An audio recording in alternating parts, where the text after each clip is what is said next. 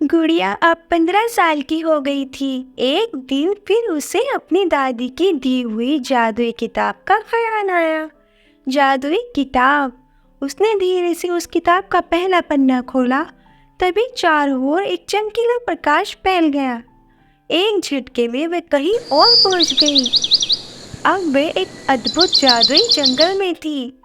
पेड़ बोलते थे, फूल संगीत की धुनों पर थिरकते थे और परियां इंद्रधनुषी परों के साथ आसमान में नाच रही थी। गुड़िया को इस दुनिया में कदम रखते ही महसूस हुआ कि ये आम जंगल नहीं है। यहाँ हर चीज में एक रहस्यमय जीवन था। तभी उसकी मुलाकात एक छोटी और प्यारी परी लिली से हुई। लिली ने गुड़िया को बताया कि जंगल अब खतरे में है। एक अंधेरे काले जादूगर ने यहाँ अपना जादू का जाल बिछा रखा है, जिसका नाम कालदास है, और सब पर अपनी हुकूमत जमाने का इरादा रखता है।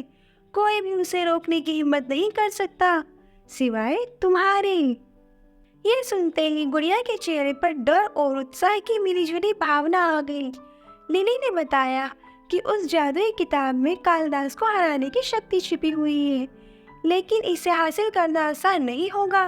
तुम्हें 3 कठिन परीक्षाओं से गुजरना होगा, लिली ने कहा, और हर परीक्षा में तुम्हें अपनी समझदारी, हिम्मत और सच्चे दिल की ताकत दिखानी होगी।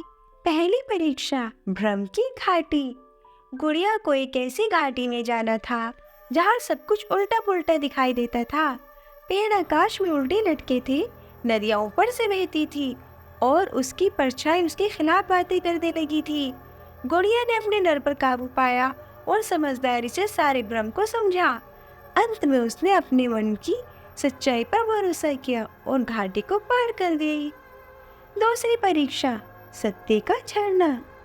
ये एक गहरा झरना था जो कालिदास के काले जादू से भरा हुआ था।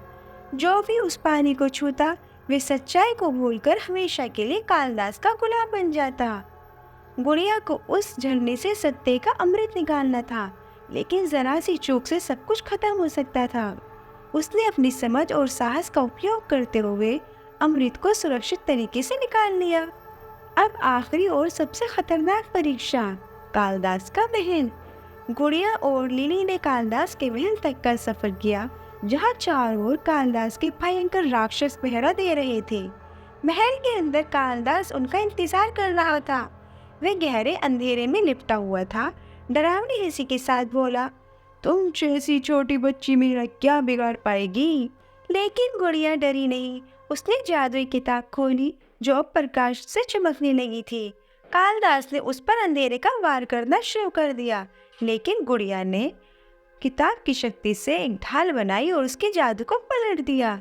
जैसे ही उसने किताब के मंत्रों का उच्चारण किया, कालिदास का अंधेरा धीरे धीरे मिटने लगा और वह चीखते हुए गायब हो गया। जंगल में अब उजाला फैल गया। पेड़ और फूल खुशियों से झूम उठे और परियां गुड़िया के चारों ओर नाचने लगी। लिली ने खुशी से कहा, गुड़िया, तुमने जंगल को कालिदास के काले जादू से आजाद करा दिया है। तुम इस जादुई दुनिया की असली हीरो हो।